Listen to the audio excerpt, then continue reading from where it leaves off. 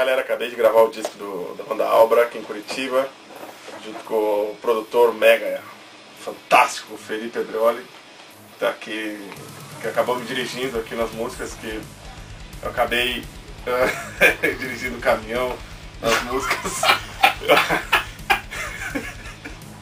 Eu acabei chegando segunda-feira aqui para conhecer as músicas e já na quinta-feira a gente já estava gravando, então teve música que eu fiquei ouvindo na hora de gravar e criando as músicas, as baterias na hora.